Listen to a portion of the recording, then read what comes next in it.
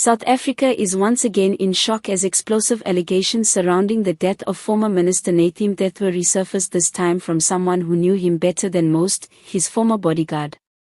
In a bold and emotional statement that has gripped the nation, the man who once swore to protect Mthethwa with his life now claims that some of the country's most powerful political figures may have orchestrated his death. His words, raw and chilling, have reopened wounds and raised urgent questions about loyalty, truth, and betrayal at the highest levels of government.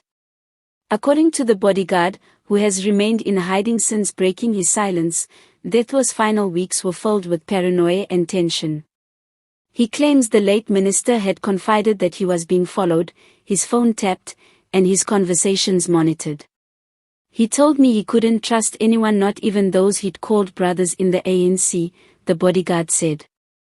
He said he had information that could destroy careers, expose corruption, and reveal things the public would never believe.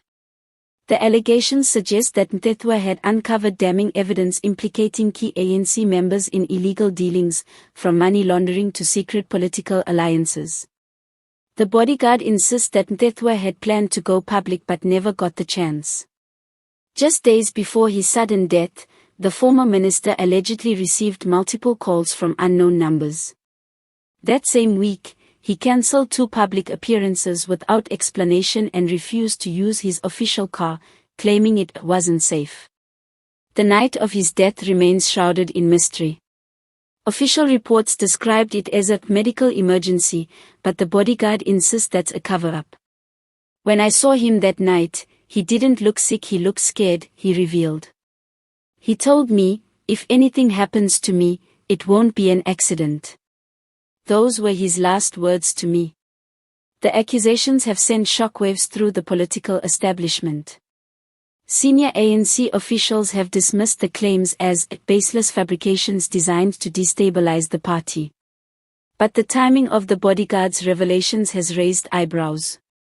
He reportedly submitted an anonymous statement to independent investigators weeks before the story broke, suggesting this was no impulsive confession. Meanwhile, social media is ablaze with speculation. Hashtags like #JusticeForMthethwa and #ANCBetrayal are trending, with South Africans demanding answers.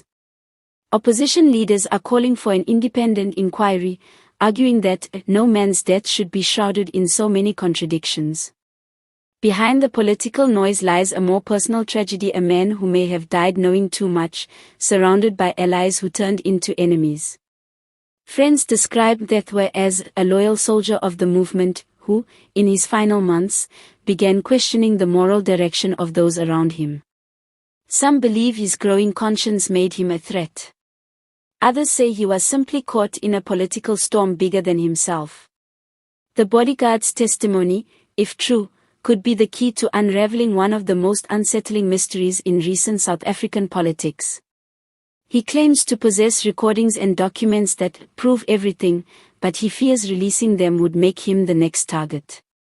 "Truth or betrayal," he said in a trembling voice during a hidden interview, "depends on who's brave enough to speak and who's powerful enough to silence them."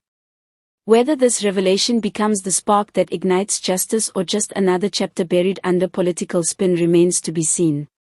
But one thing is clear: the truth about Nathi Mthethwa's death refuses to die quietly.